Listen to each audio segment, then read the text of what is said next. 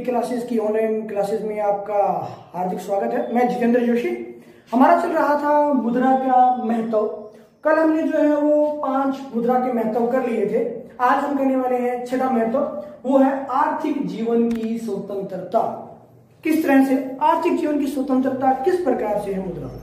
देखिए, हमारे पास जितना अधिक धन होता है हम उतना ही धन खर्च करने के लिए लालायित रहते हैं, और जितना धन हमारे पास कम होता है उतना ही हम जो मितव्ययितापूर्ण ढंग से धन को खर्च करते हैं। अब होता क्या है, आपके पास जितना अधिक धन है आप उतना ही धन जो है वो खर्च करने के लिए लालायित है।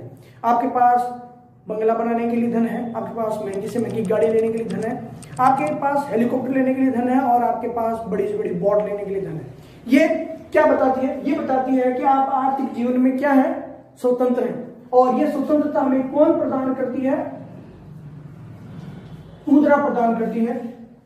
तो हम कह सकते हैं कि आर्थिक जीवन की जो स्वतंत्रता है वो महत्वपूर्ण भूमिका निभाती है। उसमें भूमिका निभाती है महत्वपूर्ण हमारी मुद्रा।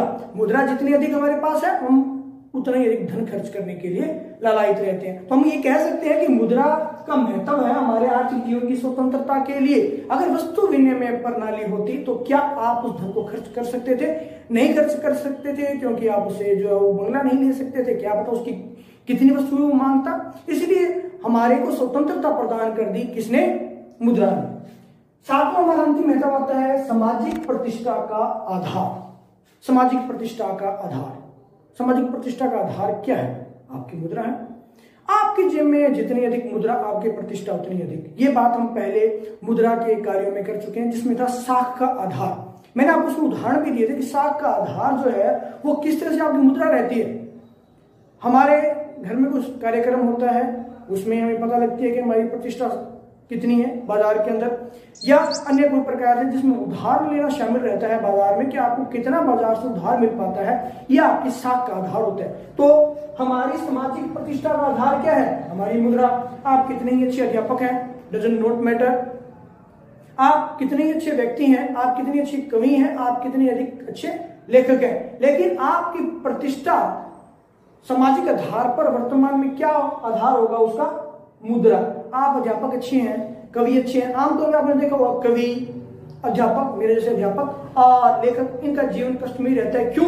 क्योंकि उनके पास धन विषय क्या रहता है? कम रहता है। लेकिन जो बिजनेसमैन होते हैं, मैं किसी पे कोई व्यक्ति विशेष पर टिप्पणी नहीं कर रहा हूं, कोई बिजनेसमैन होते हैं या कोई जो अधिक पैसे वाले होते हैं, तो आमतौर पर लोग उनके बारे में जो है वो उनके सामने तो नहीं, लेकिन इधर उधर कहीं कुछ ना कुछ बोलते रहते हैं, लेकिन सामने नहीं बोलते, क्योंकि सामाजिक प्रतिष्ठा का आधार वर्तमान में क्या बन चुका है? हमारी मुद्रा बन चुका है। तो ये जो हमारे कुल मिलाकर 7 जो है वो महत्व थे मुद्रा के, वो हमारे हो चुके हैं। अब जो है हम करने वाले हैं विमुद्रीकरण।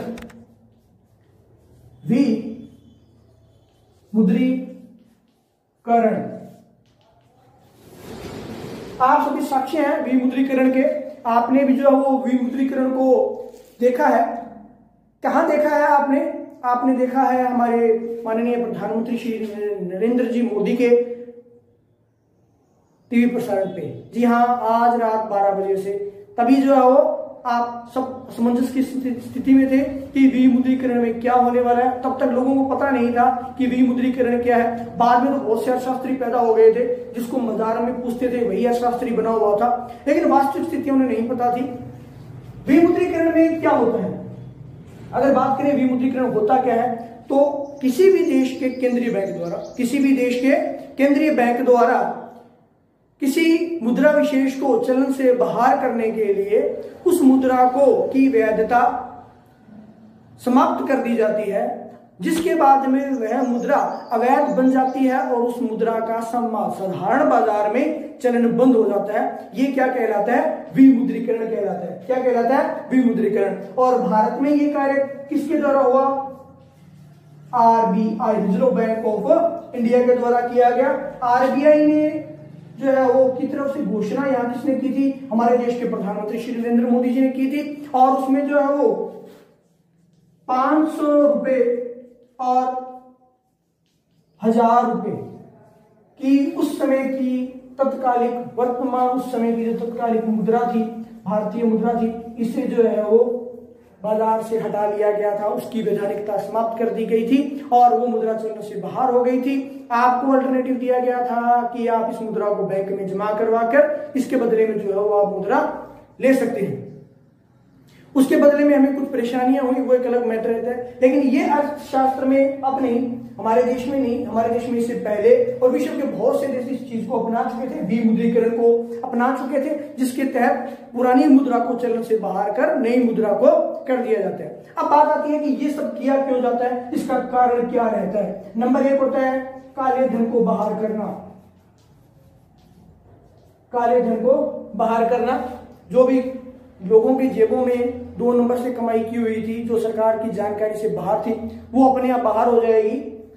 दूसरा जो है वो नकली करेंसी को बाहर करना। नकली करेंसी जो भी हमारे देश में, वो सब बाहर हो जाएगी चलन से अपने आप ही, क्योंकि 500 और 1000 के जो नोट नकली थे वो अब नहीं चलने वाले हैं, वो बाहर हो जाती है। और तीसरा जो है वो आम लोगों की तरलता का सही ज्ञान करने के लिए कि उनके पास जो वो धन की कितनी तरलता है, वो कितना धन इसमें अभी अपने पास रखे हुए हैं, कितना धन वो जमा करवाते हैं। जिन लोगों के पास जो है वो काला धन था, उनकी तरलता वहां समाप्त हो गई थी। एक बार स्थितियां ये आई थी कि हमारे बाजार में जो है वो धन की बेहद कमी हो गई थी। तो इस तरह से जो ये हमारा अध्याय पूरा हो जाता है यहाँ। इसके बाद में जो है वो हम नेक्स्ट अध्याय शुरू करेंगे। इससे संबंधित आपको कुछ भी पूछना हो, कुछ भी बात करनी हो मेरे से, तो आप मेरे मेल आईडी पर मैसेज कर सकते हैं मुझे। इसके अलावा जो है वो कमेंट बॉक्स में जाके भी इससे संबंधित आप प्रश्न पूछ सकते हैं, अपनी शंकाओं को दूर कर सकते हैं। आपका दिन शुभ रहे। जय हिंद, जय भारत। वीडियो को लाइक शेयर करना न भूलें, चैनल भी सब्सक्राइब कर बेल आइकन को प्रेस करें और हाँ, कमेंट द्वारा अपनी राय जरूर व्यक्त करें।